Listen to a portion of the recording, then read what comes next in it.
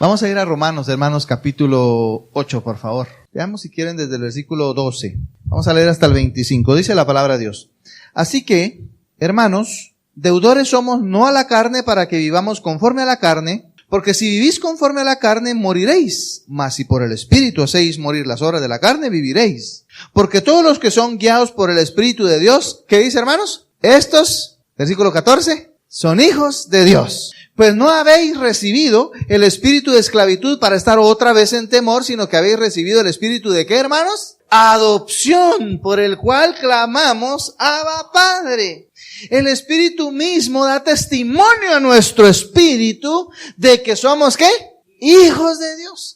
Y si hijos, también herederos, herederos de Dios y coherederos. Mire, hermano, qué hermoso. Y coherederos con Cristo, si es que padecemos juntamente con Él, para que juntamente con Él seamos glorificados. Pues tengo por cierto que las aflicciones del tiempo presente, mire, hermano, esta es una promesa para nosotros, hermanos. Tengo por cierto, dice, mire, estoy seguro, dice, que las aflicciones del tiempo presente no son comparables con la gloria venidera que en nosotros ha de manifestarse. Porque el anhelo ardiente de la creación es el aguardar la manifestación gloriosa de los hijos de Dios. Porque la creación fue sujeta a vanidad, no por su propia voluntad, sino por causa del que la sujetó en esperanza. Porque también la creación misma será liberada de la esclavitud de corrupción a la libertad gloriosa. Mire pues, hermano, hasta la creación está inmersa aquí. Porque dice, porque también la creación misma, dice, será liberada de la esclavitud de corrupción a la libertad gloriosa de los hijos de Dios. Porque sabemos que toda la creación, dice, gime a una y a una está con dolores de parto hasta ahora. Y no solo ella, sino que también nosotros mismos, que tenemos las primicias del Espíritu, nosotros también gemimos dentro de nosotros mismos, esperando la adopción, la redención de nuestro cuerpo. Porque en esperanza fuimos salvos, pero la esperanza que se ve no es esperanza. Porque lo que alguno ve, ¿a qué esperarlo? Pero si esperamos lo que no vemos, con paciencia lo aguardamos. Muy bien. El apóstol Pablo, hermanos, nos ha mostrado, vimos el domingo pasado, nos ha mostrado 4 privilegios de haber sido adoptados como hijos de Dios. Ustedes se recuerdan. 4 privilegios de ser adoptados como hijos de Dios. Hoy vamos a ver otros 3 y vamos a seguir avanzando en el estudio de este capítulo. ¿Ustedes se recuerdan cuál fue el primer privilegio que vimos el domingo pasado? Seguridad es el primer privilegio. Seguridad de que hoy tenemos, porque hablamos de la adopción, ¿no? Es decir, estamos hablando de los privilegios que se tienen de haber sido adoptados, como dice el versículo 15, ¿no? Adoptados, ¿no? Entonces el primero de ellos es seguridad de saber que tenemos un Padre que nos protege y nos cuida ante cualquier circunstancia de la vida, a pesar de nuestras fallas. Él nunca dejará de cuidarnos, de protegernos, de estar ahí con nosotros, a pesar de nuestras fallas. Él nunca dejará de adoptarnos, podríamos decirlo así. Segundo, hermanos, el segundo privilegio, ¿cuál es? ¿Se recuerdan? Primero, seguridad. Segundo, autoridad, hermanos, de hijo. Decíamos, ¿no? Un esclavo no tiene autoridad, porque él es nada más un administrador, podríamos decir, pero el hijo tiene autoridad de hijo. Cuando se es adoptado, hermanos, y pasamos a ser hijos, se adquieren estos privilegios, y uno es autoridad para vencer el pecado. Número 2. Número 3, intimidad. El tercer privilegio, hermanos, de haber sido adoptados por el Señor, por Dios, es intimidad con un Padre, hermanos, con un Padre al que no conocemos, decía el domingo pasado, solamente teóricamente.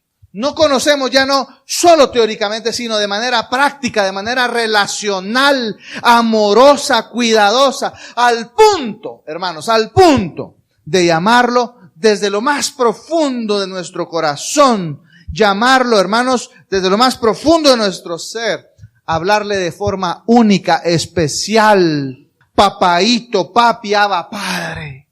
Y número 4, hermanos, veíamos el domingo pasado, certeza. Certeza, hermanos, que nos da esa comunión entre nuestro espíritu y el Espíritu Santo de que somos hijos de Dios. Ya no hay una duda, hay una certeza. Hay una paz, hay una tranquilidad que nos da saber, hermanos, de que somos hijos de Dios. ¿Y cómo es que llegamos a estar seguros de eso? El Espíritu de Dios habla a nuestro espíritu y nos da la tranquilidad y la certeza de que somos hijos de Dios. Y nunca vamos a dejar de ser. Ahora, el apóstol va a presentarnos a continuación, hermanos, otros 3 privilegios. Otros 3 privilegios más. El primero de ellos, se lo menciono, versículo 17. El primer privilegio, hermanos, es herencia. Es decir, más bien sería el quinto, ¿no? Porque dijimos que son 7, vimos 4. El quinto privilegio sería la herencia.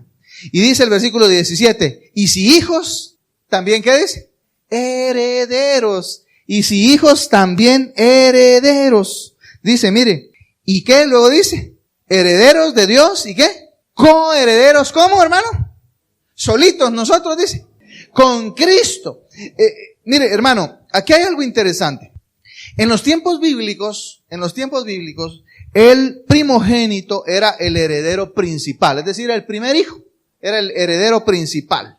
Él obtenía, podemos decir así, la mayor parte de la riqueza, en algunos casos hasta obtenía toda la riqueza, ¿sabe? Él obtenía la mayor parte de la riqueza y a través de este hijo primogénito, del primer hijo, podríamos decir así, continuaba el nombre de la familia, ¿no? Es decir, a través del primer hijo el apellido se mantenía, ¿no? El abolengo, la familia se mantenía a través del primer hijo. Por eso era el primogénito y se constituía en el heredero principal y obtenía, digamos, la mayor parte de los bienes de su padre. Sin embargo, hermanos, acá el apóstol Pablo dice que no solo somos herederos, sino también somos, ¿cómo dice? Coherederos. No solo está diciendo que somos herederos, sino coherederos. Podemos decir que el apóstol Pablo está como rompiendo, hermanos, con el esquema formal de la figura de heredero principal. El apóstol Pablo está rompiendo ese esquema allí. Es como si en los tiempos bíblicos el padre le dijera a todos sus hijos, miren, todos ustedes son mis herederos principales. Hey. ¿Verdad que sí? Qué rico se siente, ¿va? Es como si el Dios Padre nos dice a nosotros, ahora miren ustedes, todos ustedes son herederos principales. Cada uno de ustedes va a recibir la mejor parte. En realidad, hermanos, si lo vemos en este caso que el apóstol Pablo, en esta figura que el apóstol Pablo nos está planteando, es tanta la riqueza del Padre, hermanos, que lo que está preparado para cada uno de nosotros es tan grande que ninguno podría decir que su parte es mejor que la del otro o peor que la del otro. Lo que está preparado para nosotros, sus hijos, es tan grande que nadie podría decir, a la mía es mejor que la tuya o la tuya es peor. ¿Cómo no, verdad, hermanos? Si hemos de heredar una vida eterna en la presencia de Dios, Padre, de nuestro Señor Jesucristo. Esta es una herencia, hermanos, como dice el apóstol Pedro, que no se corrompe. Una herencia incorruptible, que no se destruye. Una herencia, hermanos, en presencia de quien nos amó. Nos amó tanto que no escatimó ni a su propio Hijo para hacernos sus hijos. Y para hacernos herederos a todos los creyentes juntamente con Cristo. Herencia, hermanos, es el quinto privilegio entonces. El sexto privilegio, hermanos, y ahí nos vamos a detener un poquito, es disciplina. Disciplina es el sexto privilegio. Disciplina práctica. Mire cómo dice el versículo 17. Y si somos hijos, somos herederos. Pero pone una especie de condicional ahí, ¿no? Si ahora, ¿qué dice? Si ahora padecemos juntamente con Él, si ahora sufrimos con Él, dice otra versión de la Biblia, el versículo 17, dice, y si somos hijos, somos herederos, si ahora sufrimos con Él. Mira, hermano, aquí tiene que ver con una disciplina. Tiene que ver con una disciplina. Mire, cuando un padre disciplina, hoy estábamos hablando algo de eso, ¿no? En la escuela dominical. Cuando un padre disciplina o castiga a un hijo, en realidad le está permitiendo, hermanos, le está permitiendo tener un sufrimiento que podríamos decir así que es mucho más suave de lo que indudablemente si no tiene este sufrimiento suave, la vida se lo va a enseñar de manera mucho más dura. Mire, si en la casa el padre no le enseña respeto, ¿cómo cree que se le va a enseñar la vida? Más de alguno le va a enseñar a respetar, mire, de esta manera, mire. O lo van a echar de un trabajo por haberle faltado el respeto a su jefe, ¿no? Entonces la disciplina de un padre, hermanos, permite tener un sufrimiento mucho más suave de lo que de otra manera tendría que aprenderlo mucho más duro en la vida real. Es lo que normalmente pasa, hermanos, con los padres sobreprotectores. Los padres sobreprotectores le crean al hijo una especie de burbuja, ¿no? Que cuando sale al mundo real les toca que experimentar un sufrimiento muchísimo mayor, mucho mayor. Que incluso algunos de ellos, algunos de estos que enfrentan a la vida son incapaces de enfrentarlo, hermanos, son incapaces de asimilarlo ya en la adultez. Y usted lo ve porque se quejan de todo se quejan. ¿Sí? Simplemente tienen un jefe que es firme, ¿no? Pero, mire, el jefe es lo peor, él no sirve para nada, no le puede decir nada, se lastiman con cualquier cosa que les dice porque los han protegido de tal manera, ¿verdad? Los bebecitos, ¿verdad? Que finalmente, al enfrentarse en la vida, nadie puede decirles nada, porque no les enseñaron. Sufren mucho más entonces en la adultez.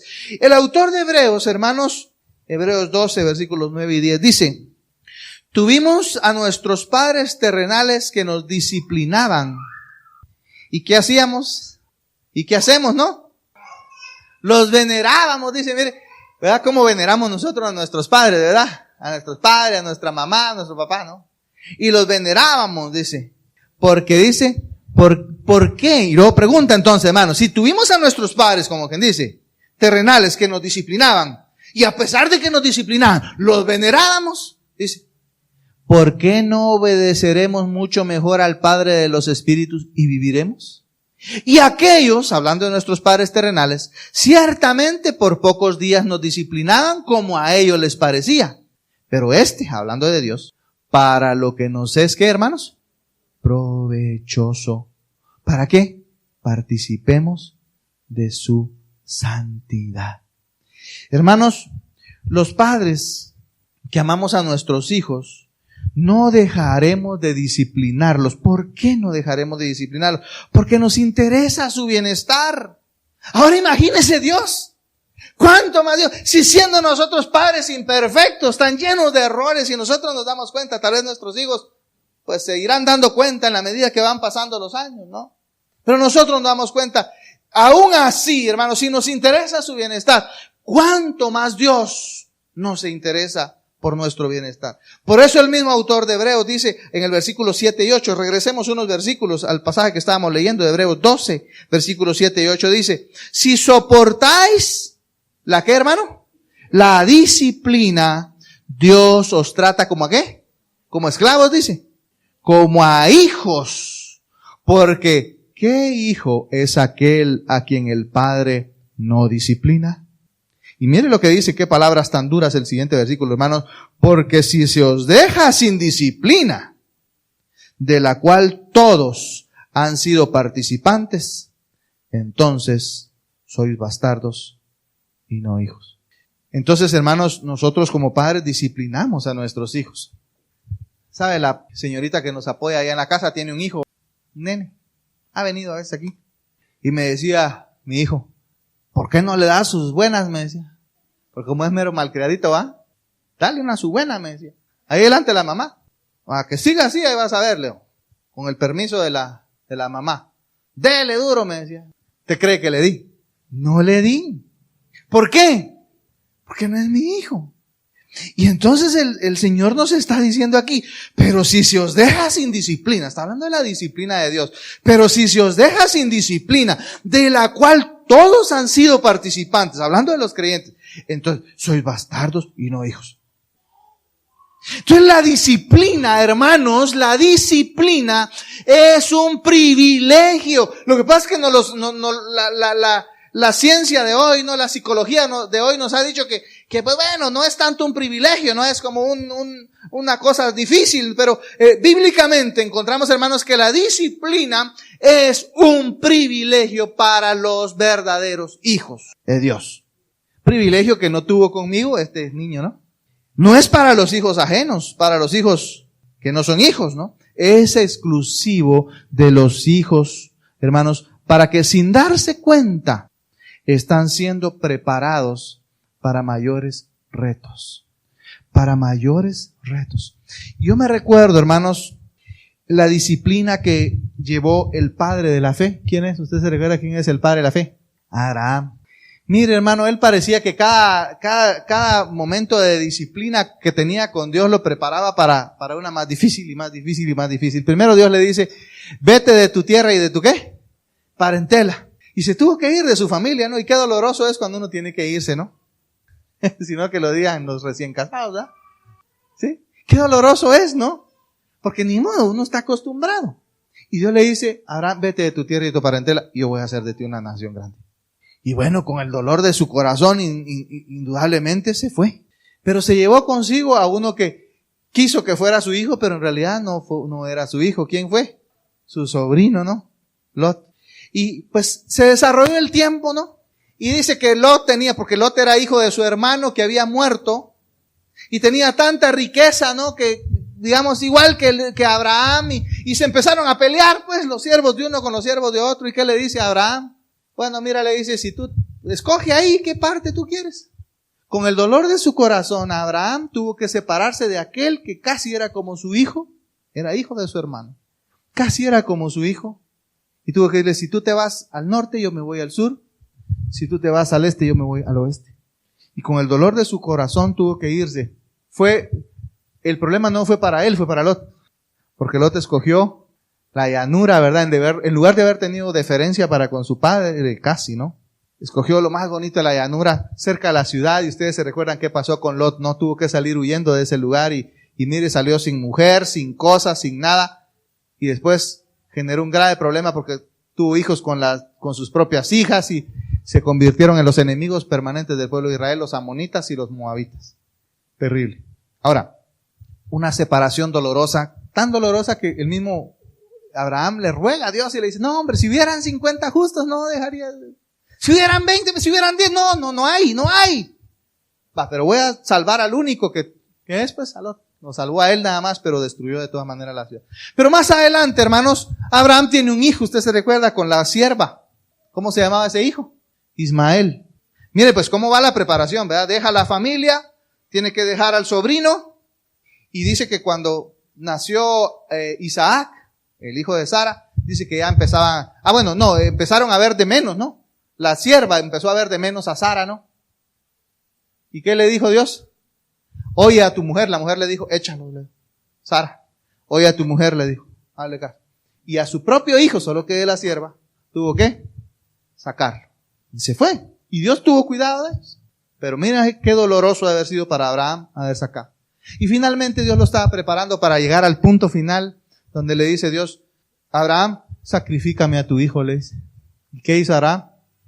Se fue al monte, puso a su hijo, lo amarró, y cuando estaba a punto de enterrarle el cuchillo, Dios le habló. Y dice la palabra de Dios en Hebreos, que en sentido figurado es como que si lo hubiera matado. ¿Cómo Dios va usando el sufrimiento en la vida del ser humano para irnos preparando para cosas mayores, ¿no? Por eso es que la disciplina, hermanos, es un privilegio para nosotros, los hijos de Dios. Es un privilegio para los hijos de Dios. Todas esas fases, hermanos, de disciplina nos preparan para la siguiente.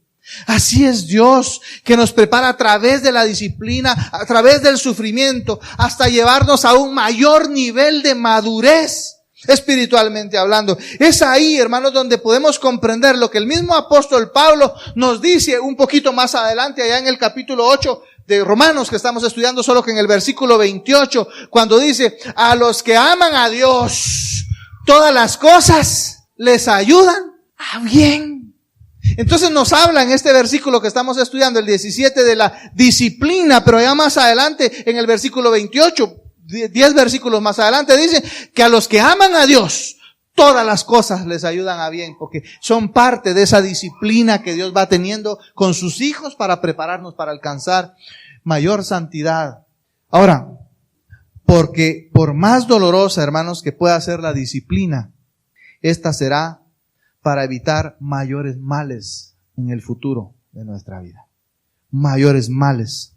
De esa cuenta, entonces, podemos estar seguros que es un doloroso privilegio para el Padre más amoroso y justo del universo, sea quien nos discipline para evitarnos, hermanos, mayores males. Entonces, disciplina práctica o en la vida es un sexto privilegio. Y el séptimo, hermanos, no les voy a decir el nombre, pero veamos el mismo versículo 17 en la parte final que dice, volvamos por favor, Romanos 8:17, dice, y si hijos también herederos de Dios y coherederos con Cristo, si es que ¿qué? Padecemos juntamente con Él, para que juntamente con Él seamos glorificados. Padecemos. Hermanos, un privilegio, un séptimo privilegio, yo le puse por título la persecución. Otra versión dice, si ahora sufrimos con Él. Aquí dice padecemos con Él, pero otra versión dice, sufrimos con Él. Mire, nuestro Señor Jesucristo lo dijo. Nuestro Señor Jesucristo lo anticipó. Usted se recuerda la última de las bienaventuranzas. Hemos estado estudiando en un grupo de estudio, hermanos, las bienaventuranzas. Y vemos ahí, hermanos, que están todas las bienaventuranzas, ¿no? Bienaventurados los pobres, bienaventurados los misericordiosos. Pero la última, hermanos, la última bienaventuranza dice, en Mateo capítulo 5, versículos 10 al 12, dice, bienaventurados los que padecen persecución, dice, por causa de la justicia, porque de ellos es el reino de los cielos. Gozaos y alegraos, dice el versículo 2, gozaos y alegraos porque vuestro galardón es grande en los cielos, porque así persiguieron a los profetas que fueron antes de vosotros. Hermanos, si vemos las bienaventuranzas, me gusta ver las bienaventuranzas como etapas de la madurez. Y usted puede ir analizando, ¿no? Las bienaventuranzas, ¿no? Las primeras etapas son para aquellos que están recién convertidos, podríamos decir así. La siguiente es como que se ha alcanzado un mayor grado de madurez. Y esta es la última, fíjese. La última etapa en el grado de madurez, podríamos decir, ¿no? Es una etapa avanzada. Y me gusta ver las bienaventuranzas como esas etapas hacia la madurez. Esta es como una etapa avanzada, porque mire, hermano, la oposición, el padecimiento, el sufrimiento es evidencia de que los creyentes no pasan desapercibidos en su comunidad, no pasan desapercibidos en su familia, no pasan desapercibidos en su trabajo, no pasan desapercibidos en ningún lado en este mundo y tampoco pasan desapercibidos para las huestes espirituales de maldad en las regiones celestes. El creyente, hermanos, es perseguido. El creyente verdadero es perseguido. Por un lado, hermanos, porque el buen ejemplo ofende al mundo. El buen ejemplo ofende al mundo. Mire, nuestro Señor Jesucristo dice allá en Juan capítulo 3, versículo 20, porque todo aquel que hace lo malo, ¿qué dice? Aborrece, ¿qué? La luz, ¿para qué? ¿Por qué? Y no viene a la luz, dice, para que sus obras no sean reprendidas. Entonces, hermanos, el creyente es perseguido porque el buen ejemplo ofende al mundo. La luz que el creyente emite lastima los ojos del mundo, ¿no? Un segundo punto, hermanos, es que el creyente es perseguido porque el que está mal no quiere ser enseñado tampoco, no quiere ser redarguido. Dice también Juan capítulo 3, versículo 19, dice que los hombres amaron más las tinieblas que la luz. ¿Por qué? Porque sus obras eran malas. Entonces el que está mal no quiere ser enseñado, no quiere ser redarguido. Entonces el cristiano va a ser perseguido por eso. Pero también, hermanos, nos persiguen porque no les gusta que no andemos en el mismo desenfreno que ellos andan. No les gusta. Quisieran vernos caminar en ese mismo desenfreno que ellos andan. Dice 1 Pedro capítulo 4 versículo 4, se los leo, dice, a estos les parece cosa extraña, dice, que vosotros corráis No corráis con ellos en el mismo desenfreno de disolución. Y entonces dice, hay un resultado, dice, os ultrajan, o sea, nos persiguen. Como cristianos, entonces, vamos a sufrir. No solo, hermanos, por el sufrimiento que enfrenta todo el mundo. Cuando habla de persecución, sufrimiento, padecimiento, no está hablando del sufrimiento en general que todo el mundo sufre mientras va por este mundo. Sino específicamente, hermanos, está hablando de un sufrimiento porque somos hermanos de Cristo. Porque somos hijos de Dios. Cristo mismo enfrentó el rechazo por ser quien era. Porque expuso la verdadera condición de la gente. Expuso la pecaminosidad. Y de igual manera, mientras sus hijos adoptivos, que somos nosotros, vivamos para Él, hablemos de Él, vamos a sufrir. Vamos a sufrir. Porque es necesario, hermanos, que seamos transformados. Es necesario que alcancemos mayor madurez, mayor santidad. Seamos transformados. El versículo 29 de nuestro pasaje que estamos leyendo dice, transformados según la imagen de su Hijo para que Él sea el primogénito entre muchos hermanos. Hermanos, aunque somos adoptados, Dios implanta en nosotros la naturaleza de Cristo. Como hijos de Dios, llegamos a parecernos al Hijo de Dios. Al imitarle en su sufrimiento, nos volvemos más parecidos a Jesucristo, a Jesucristo, a nuestro Padre. Hermanos, en nuestras acciones y actitudes, el sufrimiento nos lleva a tener acciones y actitudes más parecidas a las de Jesús. Así que la persecución, entonces, hermanos, es un privilegio. Es un privilegio. Porque avanzamos mucho más hacia la madurez de lo que podríamos avanzar de otra manera. Llegamos a ser más parecidos a Cristo. Ahora, la pregunta que podríamos hacernos es, ¿vale la pena pasar por toda la adversidad, por toda la angustia de vivir como hijos de Dios para recibir una herencia que dicen que vamos a recibir? ¿Vale la pena pasar por ese sufrimiento? ¿Valdrá la pena? Porque muchas personas, hermanos, piensan que no. Vienen y bueno, al darse cuenta del costo del discípulo, nuestro Señor Jesucristo les planteó el costo del discipulado. Al ver el costo, ¿no? El discipulado, mejor deciden o piensan que pues no vale la pena tratar de vivir como Dios, ¿no? Dice. Y viven por un tiempo, pero después llegan a la conclusión de que el sufrimiento de esa naturaleza no vale la pena. Se apartan de Dios. Y entonces Pablo, hermanos, en estos versículos que vienen a continuación, nos va a contestar ese cuestionamiento. ¿Vale la pena sufrir, pasar por la adversidad y la angustia de vivir como hijos de Dios? ¿Vale la pena? Y entonces veamos el versículo 18, por favor. Versículo 18 dice, pues tengo por cierto que las aflicciones del tiempo presente no son comparables con la gloria venidera que en nosotros ha de manifestarse. Entonces la respuesta que el apóstol Pablo está diciendo nos está diciendo que tiene por cierto, está seguro, está tranquilo, está firme, que las aflicciones que él podrá vivir en esta tierra no se pueden comparar con lo glorioso y maravilloso que va a ser, hermanos, cuando estemos con el Señor. No es nada comparable. Cualquier vejamen, cualquier sufrimiento, aflicción y aún ser muerto por causa del Evangelio, no es comparable esa aflicción con la maravillosa gloria que un día hemos de ver delante de nuestro Señor Jesucristo. Ahora, es como si Pablo estuviera diciendo que los sufrimientos de este mundo no están ni siquiera en la condición de ser comparados. Pues. Si pusiéramos los sufrimientos en una tabla, ¿no? Y quisiéramos hacer una comparación y pusiéramos sufrimientos de este mundo con las glorias que ni siquiera podemos explicar y expresar, no hay ni siquiera un punto de comparación entre el sufrimiento de este mundo y lo que vamos a disfrutar en la eternidad. No hay ni siquiera un punto de comparación. Que ni nos preocupe el sufrimiento de hoy. Pensemos en el futuro que tendremos como hijos adoptados de Dios. Hijos, por eso es que nos está planteando la figura de la adopción, hermanos. Como hijos de Dios. Entonces el apóstol continúa en el versículo 19 y dice, porque el anhelo ardiente de la creación es el aguardar la manifestación de los hijos de Dios. Mire pues, el anhelo ardiente de la creación es el aguardar, dice, la manifestación de los hijos de Dios. Hermanos, en otras palabras, hay una gloria venidera que será tan poderosa, hermanos, tan grande, que va a afectar toda la creación. Eso es lo que está diciendo este pasaje. Va a afectar toda la creación. Es decir, hermanos, que la naturaleza también va a ser restaurada, la naturaleza también va a ser redimida. Es lo que sucederá, hermanos, cuando, como dice el apóstol Pablo más adelante, seamos hechos conforme a la imagen de su Hijo.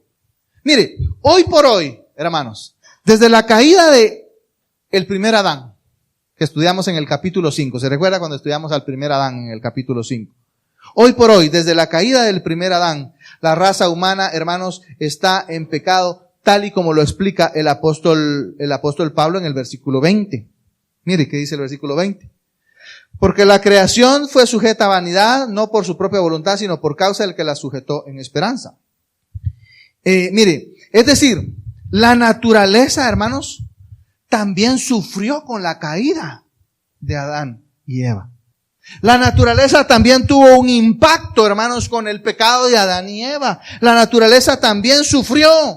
Y me recuerdo, viene a mi mente, hermanos, parte de ese sufrimiento que encontramos cuando el mismo Dios le dice a Adán y le dice en el versículo 3, versículo 18 de Génesis, cuando le está hablando y le dice, mira, bueno, ¿por qué fallaste? Bueno, a partir de ahora le dice, vas a cultivar la tierra con el sudor de tu frente porque te va a producir, ¿qué le dice?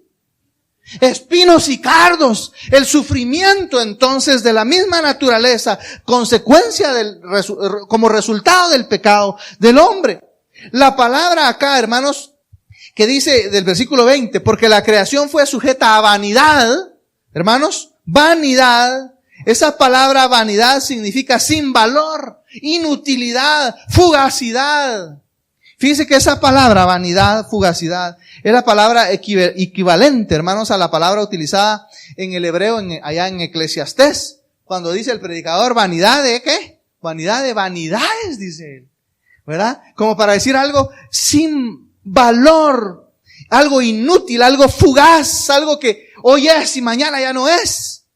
Y así es la hierba del campo, las mismas epístolas nos enseñan, dice que la vida es como la flor del campo, que hoy es y mañana se desvanece. Sin embargo, hermanos, esa naturaleza, esa creación va a ser redimida también. Versículo 21, ¿qué dice? Porque también la creación misma, ¿qué va a hacer, hermanos? Libertada de la esclavitud de la corrupción. O sea, las plantas que hoy mueren, que hoy nacen, crecen, se reproducen y mueren, van a ser libertadas, hermanos, de esa condición, hermanos.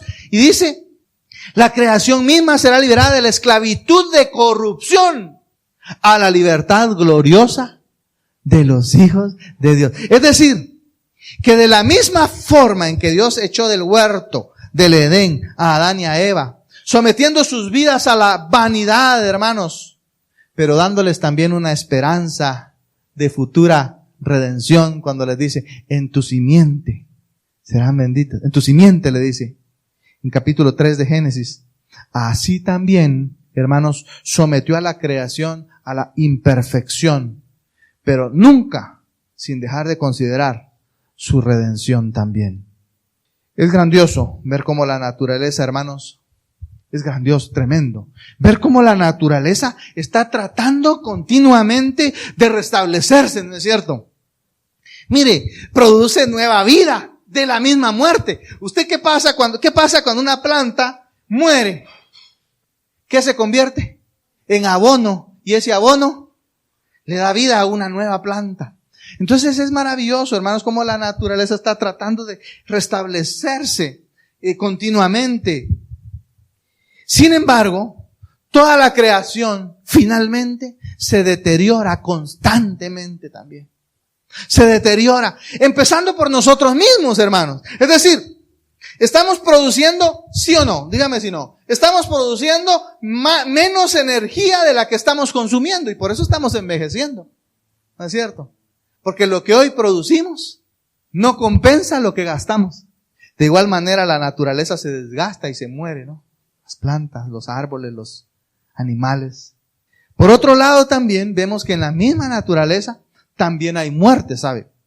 Mire, la misma naturaleza, hermanos, produce y reproduce virus, bacterias, y esas bacterias terminan destruyendo la vida, ¿no es cierto?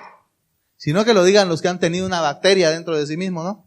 De esas bacterias hospitalarias, que lo digan los médicos, ¿verdad? De esas bacterias, ¿cómo le llaman ustedes?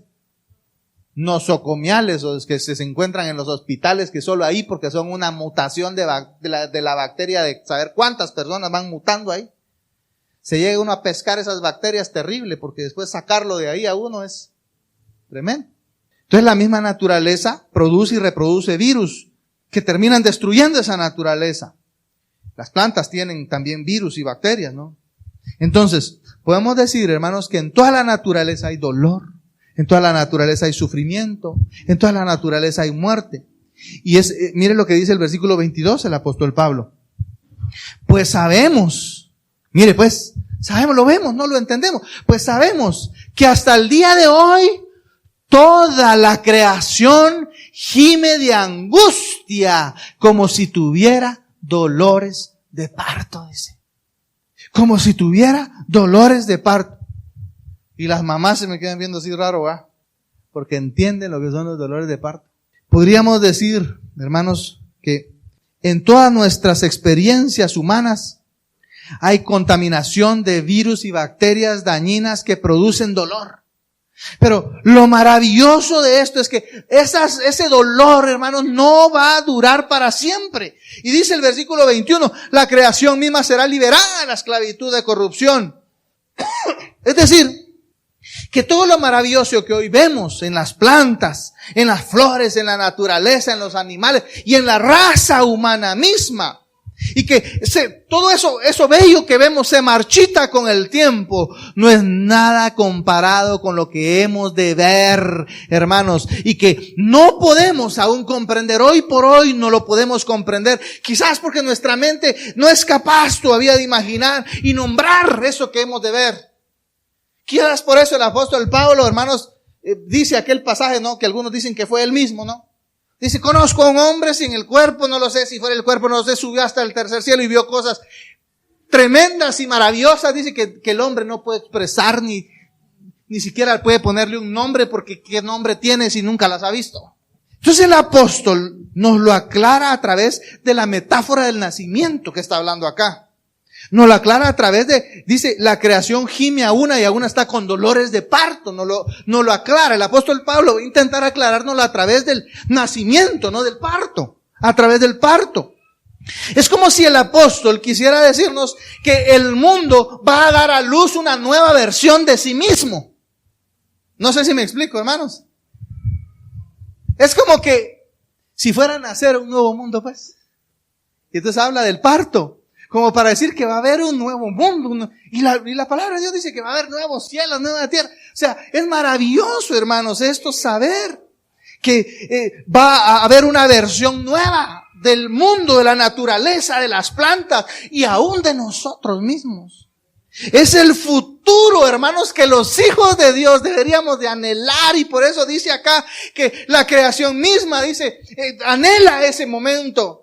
Gime esperando la redención, dice, versículo 23, si quiere veamos, dice, y no solo ella, versículo 23, y no solo ella, no solo la naturaleza, ¿verdad? Sino que también nosotros mismos, dice, que tenemos las primicias del Espíritu, nosotros también gemimos dentro de nosotros mismos, esperando, ¿qué, hermanos? La redención de nuestro cuerpo. Va a ser un cuerpo nuevo, no un cuerpo que ya no se va a deteriorar como este que se está deteriorando. Vamos a tener un cuerpo que va a producir la suficientemente energía para compensar lo que gasta.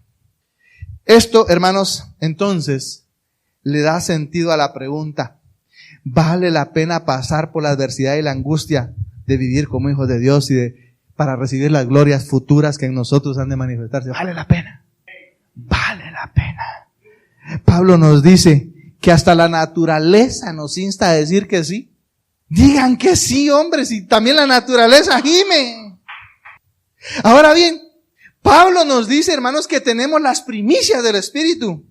Versículo 23. Las primicias del Espíritu. Leámoslo, versículo 23. Dice, sí, y no solo ella, dice, sino que también nosotros mismos, que tenemos las primicias del Espíritu, dice. Nosotros también gemimos dentro de nosotros mismos esperando la redención de nuestro cuerpo. Las primicias del Espíritu. Hermanos, las primicias de una cosecha son los primeros frutos. Yo me recuerdo a mi papá siempre. ¿Sabe que mi papá, como él era agrónomo, a él las plantas era y es todavía como dijéramos, su legado, ¿no? Esas plantas que ustedes ven, la mayoría de esas plantas que ustedes ven sembradas allá atrás, las sembró, esos arbolitos bonitos, algunas están ahí enfrente. Algunas de esas de ahí tal vez. Son el legado, ¿no? Pero me recuerdo yo que él amaba las plantas. Pero ¿sabe? Agarraba de los árboles de banano, y miraba, ¿no? 1 o 2 bananos de los primeros que se ponían amarillos, los cortaba y los apartaba. Yo le decía, papi, son las primicias, me decía. En la higuera, ¿no?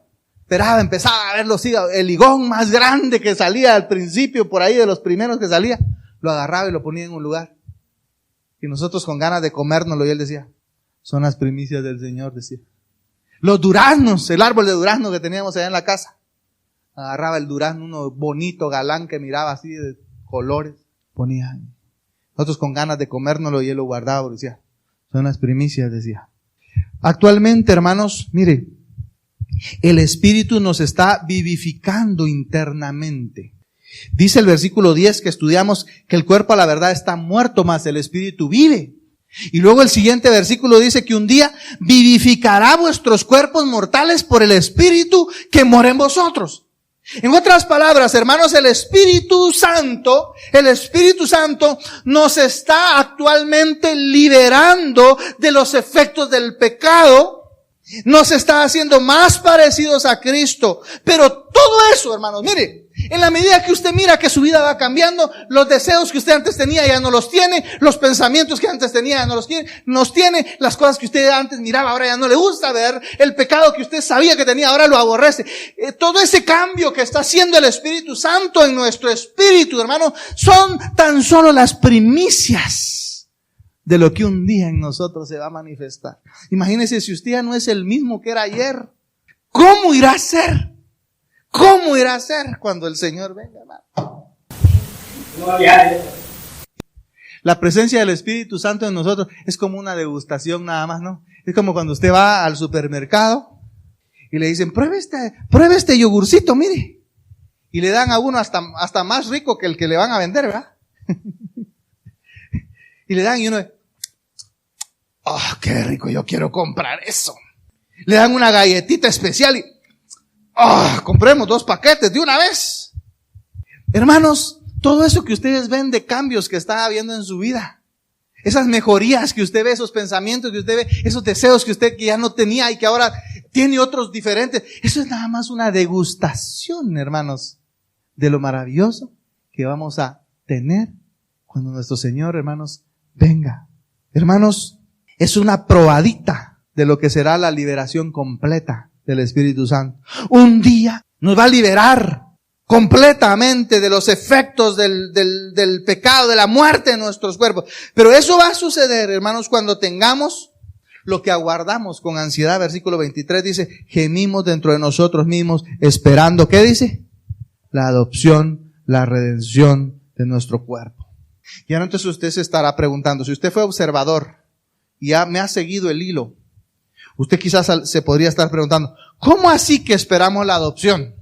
Si Él ya nos dijo que fuimos legalmente adoptados. ¿Verdad? Porque en el versículo 15 nos lo dijo, ¿no? Que hemos sido adoptados. ¿Cómo así que esperamos la adopción si ya fuimos legalmente adoptados? Bueno, esto quiere decir, hermanos, que aunque hemos sido adoptados legalmente, aún no hemos recibido completamente todos los privilegios de esa adopción. Todos los privilegios de nuestro nuevo estado. Hemos ya sido adoptados, pero pronto vamos a disfrutar completamente de todos los beneficios de ser miembros de la familia de Dios. Esas primicias del Espíritu Santo nos permiten hoy crecer en nuestro parecido a Cristo. Prueba de ello es que ya no deseamos muchas cosas que antes eran lo primero para nosotros, era nuestra prioridad, pero hoy ya no lo deseamos. Prueba de ello, hermanos, es que hoy amamos más de lo que antes odiábamos. Antes odiábamos más, hoy amamos más. Hoy somos más misericordiosos, somos más pacificadores, tenemos mucho más gozo, tenemos mucha más hambre y sed de justicia, anhelamos su justicia y muchas cosas más. Esas etapas que decía de la madurez que encontramos en las bienaventuranzas. Esas primicias del Espíritu nos permiten hoy ser más parecidos a Cristo. Anhelamos su justicia, ¿no? Hermanos, ser parte de la familia de Cristo en un mundo de frustración, en un mundo de rechazo, indudablemente nos va a traer persecución. Va a traer persecución física a veces, verbal otras veces, emocional en otras veces, por marginamiento, he dicho yo también en otras ocasiones, ¿no? Nos van a marginar, nos van a tener, ese no, muchachos, no lo tomemos en cuenta. Sin embargo, ese proceso de perfeccionamiento no se puede comparar con la gloria que estamos aguardando y el disfrute de todos esos beneficios que tendremos cuando esa adopción, hermanos, sea consumada en toda su plenitud. Necesitamos, eso sí, hermanos, necesitamos fe para creer esto que aún hoy no vemos, hoy no lo vemos. Necesitamos fe. Y necesitamos paciencia para soportar y aguardar. Por eso los versículos 24 y 25 concluyen así. Vean conmigo, 24 y 25, y con esto terminamos. Porque en esperanza fuimos salvos. Pero la esperanza que se ve no es esperanza. Porque lo que alguno ve, hay que esperarlo. Pero si esperamos lo que no vemos, con paciencia lo aguardamos. Lo mejor para nosotros aún está por venir, hermanos. Anhelamos el momento cuando se manifieste todo lo que hemos de ser. En tanto eso sucede, vivamos, hermanos, en el Espíritu, pasando por ese proceso de purificación, porque ese proceso nos permite cada día crecer en esperanza, en fe y en paciencia. Vamos a orar, hermanos.